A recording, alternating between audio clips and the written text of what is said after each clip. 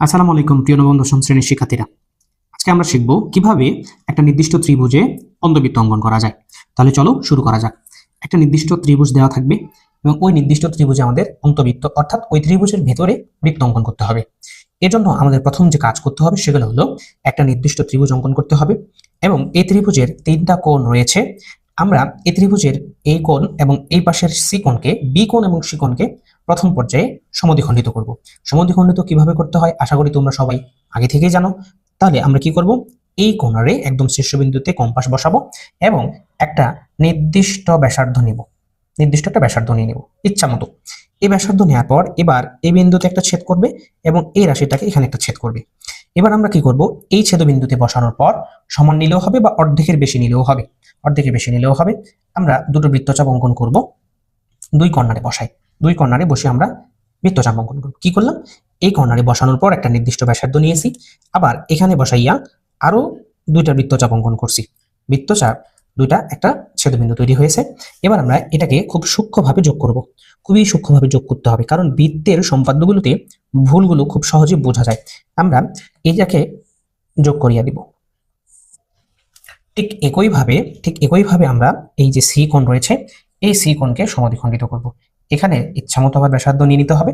ব্যাসার্ধ নেওয়ার পর এই যে দুটো ছেদবিন্দু তৈরি হবে বা দুটো জায়গায় ছেদ করবে, এখানে বসাইয়া এরা সমান কিংবা অর্ধেকের একটু বেশি ব্যাসার্ধ নিয়ে আমাদের আবার দুটো বৃত্তচাপ অঙ্কন করতে হবে, আবার দুটো বৃত্তচাপ অঙ্কন করতে হবে।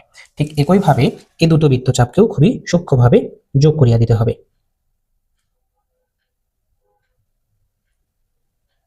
এই জায়গাগুলোতে খুবই সুন্দরভাবে যোগ করতে হবে, ভুল করা যাবে না। ভুল করলে সম্পাদ্যগুলো অঙ্কন করা খুব কঠিন হয়ে যাবে। এখন দেখো আমরা এটা নামকরণ করলাম, এটার নাম দিলাম বিই এবং এটুকুর নাম দিলাম সিএফ। বিএফ এবং সিএফ রেখা বৃত্তের ভিতরে একটা বিন্দুতে ছেদ করছে।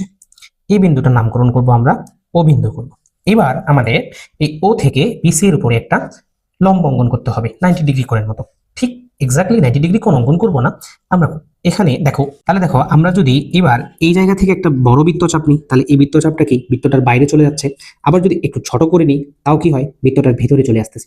তাহলে আমাদের এই জায়গা থেকে এমন একটা বৃত্তচাপ নিতে হবে যেটা এই বিসি বাহুকে ছেদ করে। তাহলে আমরা কি করব, এই জায়গাটুকুতে কম্পাস বসাইয়া এখান থেকে এমন একটা বৃত্তচাপ নিব যেটা এই বিসি কে দুইটা বিন্দুতে ছেদ করে। ঠিক এইভাবে দুইটা বিন্দুতে যাতে ছেদ করে। দেখো আমার কিন্তু দুটো বিন্দুতে ছেদ করেছে।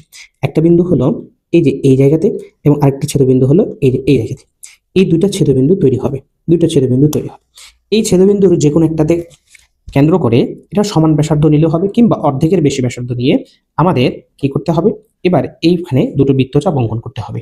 দুটো বৃত্তচাপ অঙ্কন করব, দুটো বৃত্তচাপ।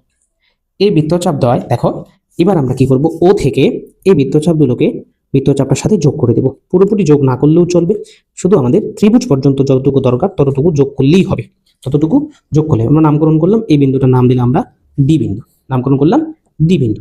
এবার এই ওকে কেন্দ্র করে ওডি এর সমান ব্যাসার্ধ নেব, ওডি এর সমান ব্যাসার্ধ নেব।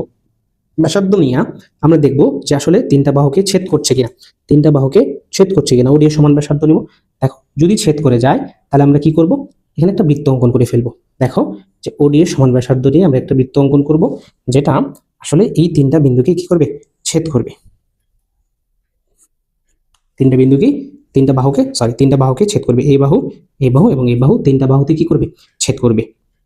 খুবই সূক্ষ্মভাবে করতে হবে কাজগুলো, কোনো ভুল করা যাবে না। তাহলে এই যে বৃত্তটা অঙ্কন হবে, এই যে বৃত্তটা অঙ্কন হবে, এই বৃত্তটাই হবে একটা নির্দিষ্ট ত্রিভুজের ভেতরে অন্তবৃত্ত অঙ্কন। আশা করছি এই কাজগুলো তোমরা খুবই সূক্ষ্মভাবে করবে এবং বিবরণগুলো খুব সুন্দর করে লেখা যায়। আমরা কি করলাম, শুরুতে একটা নির্দিষ্ট ত্রিভুজ এবিসি নিয়েছি, এবিসি এর দুটো কোণকে আমরা কি করছি, সমদ্বিখণ্ডিত করেছি। অর্থাৎ এবিসি এর কোণ বি কে সমদ্বিখণ্ডিত করেছি এবং সি কোণকে সমদ্বিখণ্ডিত করেছি, যা যথাক্রমে বিই এবং সিএফ রেখা অঙ্কন করছে এবং যেটা ও বিন্দুতে ছেদ করছে। এবার ও থেকে বিসি এর উপর একটা লম্ব ডি অঙ্কন করছি, ওকে কেন্দ্র করে ডি এর সমান ব্যাসার্ধ নিয়ে আমরা একটা বৃত্ত অঙ্কন করছি যেটা ওই বৃত্তের ভেতরে এ, এবি, বিসি এবং এসি বাহুকে ছেদ করছে। এটাই হচ্ছে আমাদের নির্ণেয় অন্তবৃত্ত। ধন্যবাদ সবাইকে, আসসালামু আলাইকুম।